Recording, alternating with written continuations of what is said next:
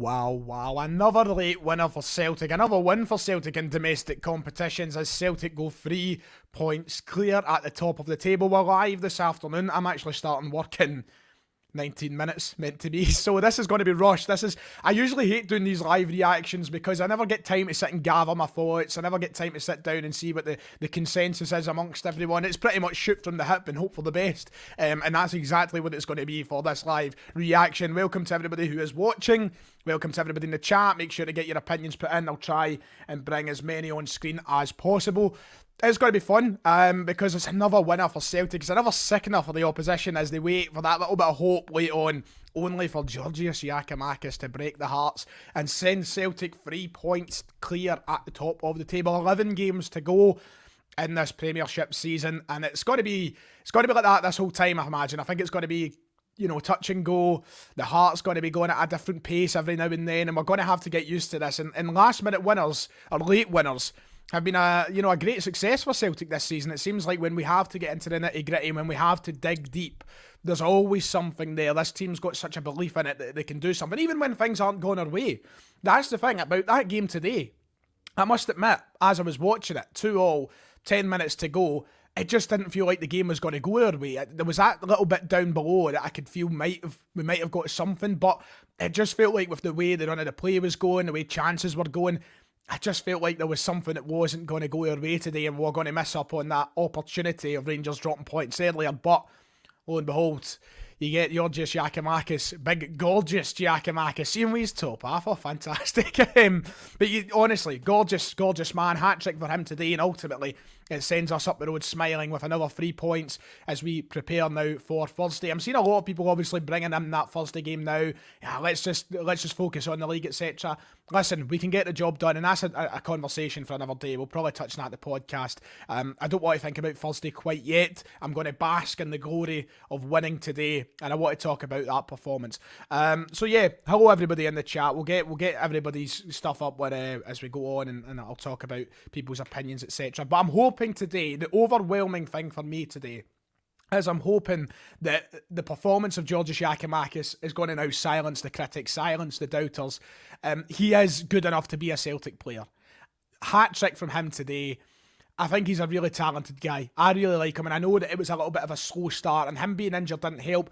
It helped create this narrative for Giakoumakis that he was not scoring enough, and it was tough for him to get into this team and follow on from what Kyogo Furuhashi was doing, to then come back from an injury and do something as well. The pressure was on him to deliver. There was a pressure on him to live to the same level as Kyogo was giving us.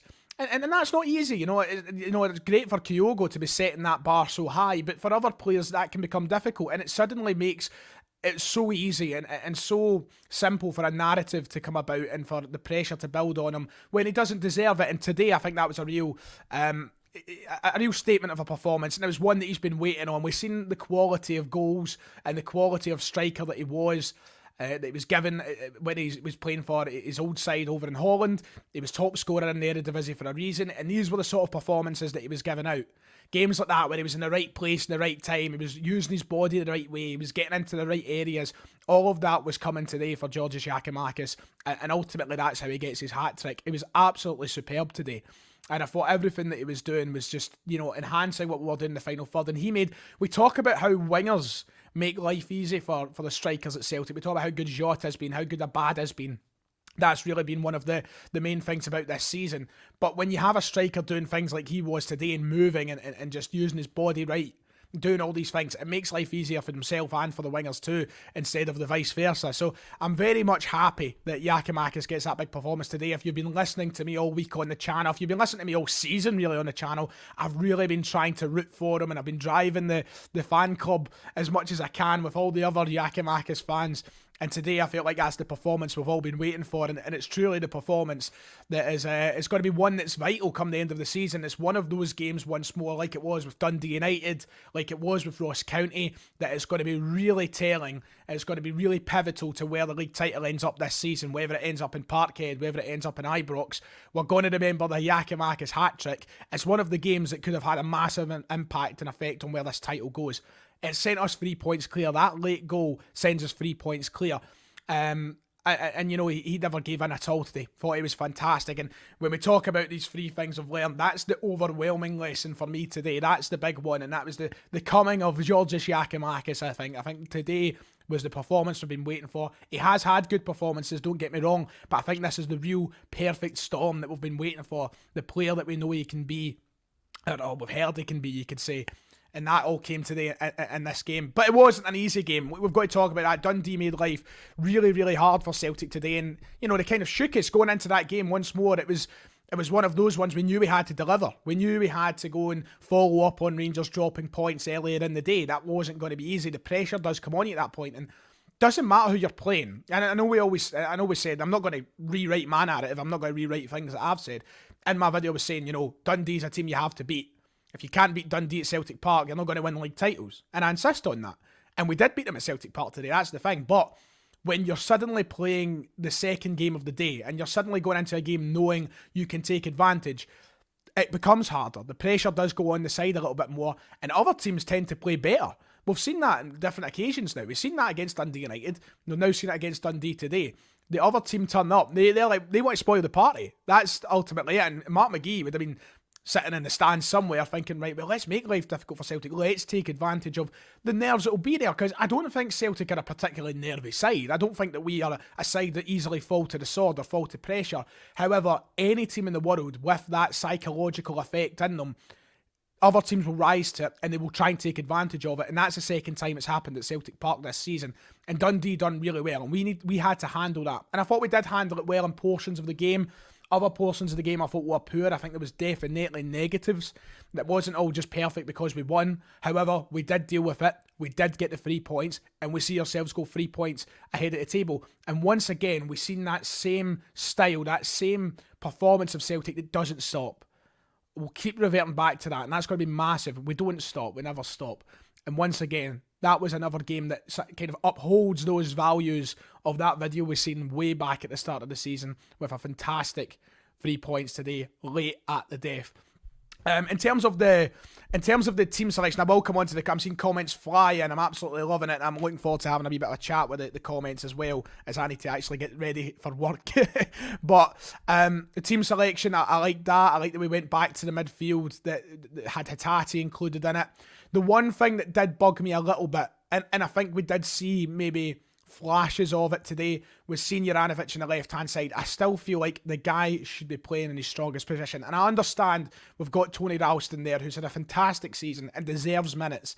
But Juranovic on the left-hand side isn't the same as Juranovic on the right-hand side for me. And I think we should be trying to play. And I know Taylor played poorly during the week, but I don't know. I'm just not a big fan of the Juranovic on the left-hand side thing. I just like players playing in their positions. But, you know, I can't have many complaints with the team selection. I was happy to see Maida and Giakoumakis in the same team, and both of them get their rewards for that. Maida got an assist in the game as well. I think he did struggle at points in the game, but overall, can't complain when he's contributing to goals. He got that, he done that, and Giakoumakis on the end to score them. So the team selection I thought was pretty spot on, but also I think that what was really, really good was the substitutions in today's game. One substitution I was a big fan of, and thank you for the donation, Bailey, much appreciated. I think that one thing that was big in the game for me was the substitution of Nir Bitton. When he came onto the park, it allowed McGregor to move up a little bit when we needed him. You know, Hatate, nothing wrong with him. Absolutely not. He came off. I think it was the right time to bring him off. But in the situation we were in at the time, when you're drawing 2-2 and you need that winning goal, I think that having McGregor up the park really did help, and Bitton brought a certain sort of defensive stability that was needed throughout the game, as we've seen poor goals conceded, but he also brought a calmness, I thought, as well to the game. And I thought it was a really good substitution. Just my personal opinion. I really thought it was a good sub, and it helped us. I think Bitton came on, and there was a couple of situations where he was going after a man and he had to track back and do something. He'd done it really well. And I thought that was allowed by pushing McGregor forward to be more creative, but also by bringing on Bitton, who is a more naturally defensive player. So I was really happy with that. The changes throughout the game I thought were good. And yeah, we get the rewards of that. The 2 goals we concede, though, they are annoying. They are annoying goals to concede. It's once again moments we've been caught out from stupid defending. And I seen a few comments flying through about defending and stuff like that. And look, listen, it happens. We are going to concede at times. Dundee worked hard and they got goals that they probably deserve for their performance today. But I don't necessarily feel like it's one of those ones where anybody deserves to be hung on a cross or put out and sacrificed. And people are saying, oh, bin him and put him aside and blaming this. It was a culmination, I think, of errors and just a little bit of lackadaisical defending that allows them to get in. And we just need to cut those moments out. I think it's really been difficult over the past few weeks with the amount of football we've been playing. We've seen a lot of rotation throughout the park. And it does just happen, I think, at times. And maybe that'll go away as we start to play less games. I'm not overly concerned, I must admit. I don't think it's anything that is going to hold us back. We're still top of the league. We have overturned a 9-point difference now. I think it's been 9 point. We were 6 behind, remember? I think it was 6 anyway. And we're now 3 ahead. Come on. It's so easy to get caught in narrative sometimes. It's so easy to be so reactionary and give these knee-jerk opinions. But ultimately, look where we have come over the past few months. And if we have to do it hard, there's no easy games. Like, it's always going to be difficult when you're pushing in a title race. There are going to be moments where your guard is let down. And yes, we have to cut that out. But I think it's so easy for us to get drawn in and be brought down about it. And we will cut it out. We will learn. This is still the first year of a project. This is the first year of a project that we are, very much doing well in. We're top of the league in. We've won a cup. We're through to the quarterfinals, the other cup. I don't think there's honestly too much to cry about. But set piece defending is still an issue. Kookaburra would agree with that, absolutely. I think it's something that will be looked at, and I'm sure at Lennox Town it will be addressed. But the crossing, it's Julian, he might come back and be able to help address that and maybe sort that out, but it's something that I think we'll learn together. So if I was to try and dance over the 3 things that I think we've learned, because I'm meant to start working 8 minutes time. Giakoumakis, brilliant. Play Juranovic on the right for me. I think we lose something. And there was a bit in the game in the second half where he was over the right hand side, and he was so much better just for a split moment, I thought. But he didn't have a bad game, I would say. But I just think he's better, and we lose something when he's not on that right hand side. And the third thing, we're 3 points clear. Let's be happy. Let's celebrate it. We need to be a bit more clinical. But it happens. We're going to concede goals and they drop points today anyway. So, listen, we're in a very good place, I would say. And I appreciate it. Look, I would go through a lot of the opinions in the chat, but the fact I've got 7 minutes to get my uniform on and drive to work is pretty much scaring me. I wanted to get this reaction out because it was a massive, massive result for us today, and I'm very much pleased. We'll deep dive in it tomorrow on the channel. We'll also deep dive in it in the podcast as well, so make sure to check all of that out. But thank everybody for tuning in. 3 clear.